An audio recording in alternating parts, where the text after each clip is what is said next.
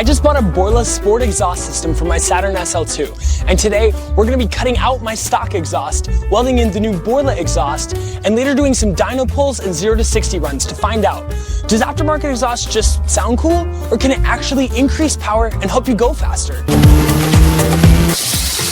I don't want to do this! We're going to be removing the exhaust. That's a lie. What's up, everyone? Welcome back to Stance Brothers. Now, what's all the hype behind aftermarket exhaust anyway? Well, probably the number one-est most biggest hype is the sound. The cool sound you get from aftermarket exhaust. You get the whole wow, wow, thwah, thwah. You know what I'm saying? Like, that's probably the biggest reason a dude would swap, or a girl would swap to get an aftermarket sound. That's probably the main reason. The other reason, though, to be fair, to be honest, it can help free up your engine to breathe a little better. You inhale through the intake and you exhale through the exhaust. Does that make sense? Okay, very cool. So when the engine can go, it can operate at the highest level. It can function well. That's probably the two reasons. Number one is great sound, and number two is slightly better performance. I think I'm getting that right. Now, we've already replaced our intake manifold with a header, and you can check that video out here. What we're focusing on today is replacing the exhaust from the catalytic converter on back. We're going to be doing a cat delete, changing our 1 3/4 pipe out for 2-inch pipe, and then obviously replacing our stock muffler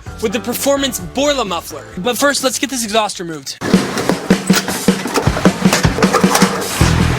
Welcome back, folks. We're here with Cut It Up Mike. We're going to be removing the exhaust. We're going to be trying to do it in 2 cuts. The first cut is going to be in the front by the catalytic converter. The second cut is going to be in the rear where it goes over the lower control arm. Arm? Leg?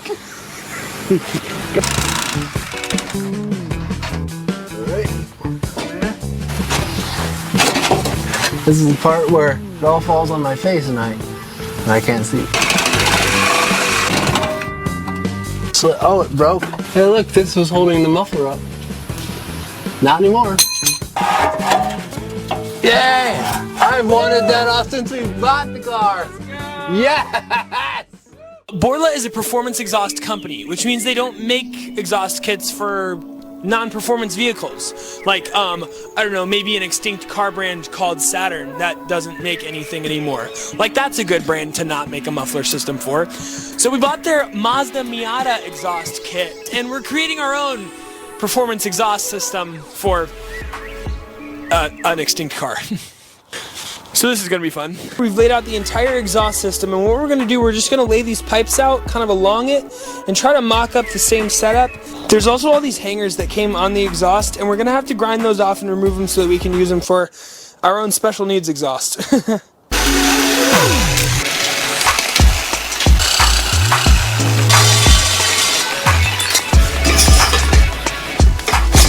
We just have a long 5-foot stainless pipe. Then we got an elbow here.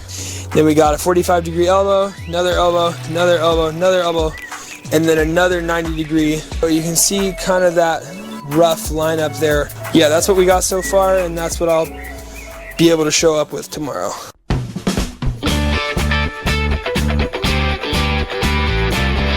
We are about to take this old, nasty, rusty exhaust that's restrictive and make a new exhaust that will flow smoothly. And then we're gonna test fit it, and it's gonna fit on the first try.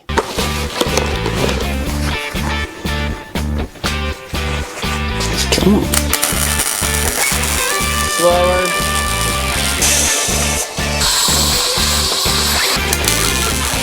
Always run your MIG welds downhill because they look better. Some people will say you can't MIG weld unless you can run it uphill, but that's a lie. From here on out, we're just going to tack the pieces together so that if something is slightly out of line, we can easily just cut 4 tacks instead of an entire weld. And then we will check it again. While I'm under there, if I like where it's sitting, I will make a Sharpie mark on the pipe to make sure it stays in the same spot and doesn't accidentally move, because then if I accidentally moved it and welded it in the wrong spot, that would be bad. That angle is much better than it was before. My knees are going to be sunburned.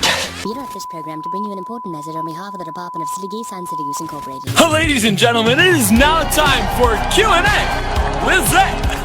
Our first question for Zay comes from Burf in Minnesota. He says, Zay, can you really get a tan from welding? Zay. No, like you don't, I mean, you kind of get a tan from it, but not very good. And it probably gives you cancer. All right, and that wholesome answer is from Zay himself. Drop your questions for Zay down below, and you may be featured in our next Q&A with Zay. All views and opinions shared in this interview do not necessarily represent every silly goose everywhere. So when you're pulling a weld around a piece of tubing, instead of starting where you're comfortable and then trying to get to where you're uncomfortable at the end, start comfortable at the end and then come back along where you're gonna weld and start uncomfortable, because it's always easier to move into a more comfortable position than the other way around. Hold up. If you're touching that with some part of your body, you get shocked. It won't kill you, but it's uncomfortable.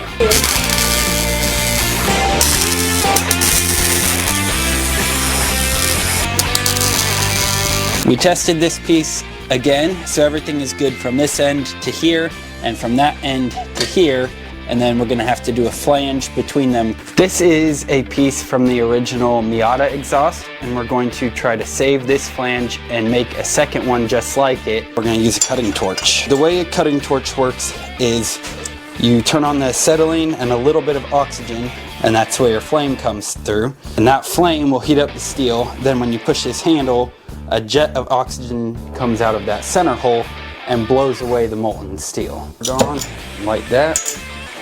You look great.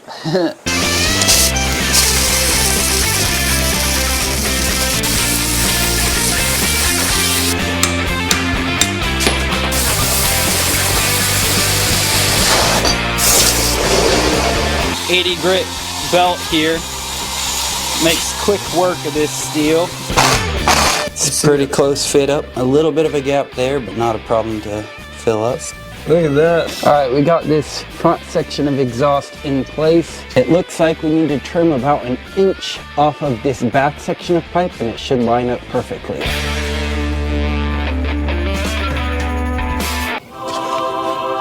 All right, y'all, here it is. The old exhaust and the new exhaust. We have a catalyt, no resonator, and look at that old clunky muffler and our new Borla muffler.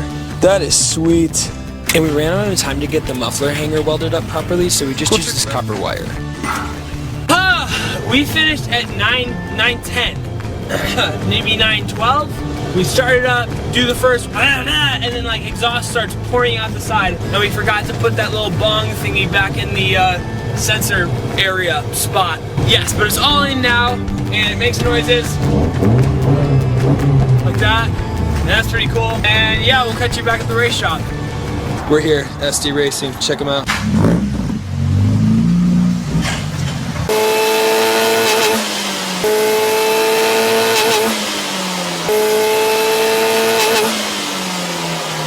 .107 on the first one, 108 on the second one, and 107.8 on the third. When you shift for like best like 0 to acceleration, do you shift at redline? So the goal is to come back into the power at or above where you left off. You know, right here you're 100 horsepower, 100 horsepower. So if gear ratios are good, you'd want to shift it 6,600 RPM and hope it doesn't bring you back any lower than 5,100. Okay. So you don't want to lose power, you want to be able to be at or come into higher power than what you left at.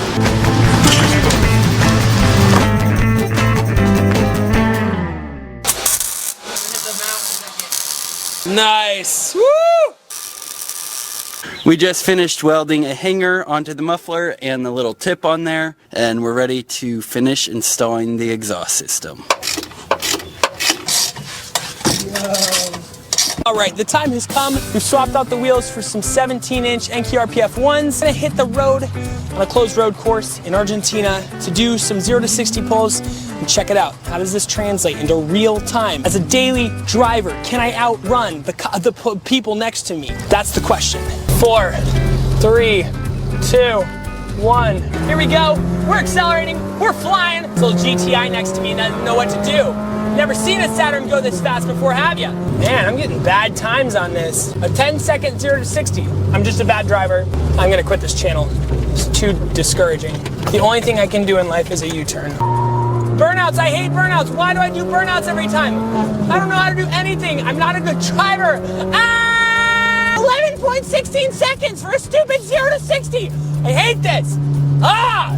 Why do I have to do this? Why do I have to do the 0 to 60s? Why can't somebody else do the 0 to 60s? Why didn't Ben or Zay do the 0 to 60s? I don't want to do this. I hate all the pressure of being on the road and people like being like, oh, what's he doing? Is he doing 0 to 60s? Is that legal? This Honda Accord thinks he can beat me, but that's a lie! So we started out the video asking a question. Does aftermarket exhaust just sound cool, or can it actually increase power and help you go faster? Well, we've installed the exhaust, we've done the dyno pulls, we've done the 0 to 60s. It's time to answer that question.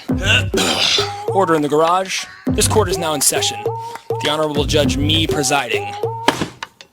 Let's look at the evidence. Previously, with only a cold air intake and header, our dynamometer in 0 to 60 results were as follows. Our average torque, 106.761, and our average horsepower, 105.635. Best 0 to 60 time, 8.93 seconds. Cool trick, bro. And now currently, with a cold air intake, header, and Borla exhaust, our dynamometer in 0 to 60 results are currently as follows.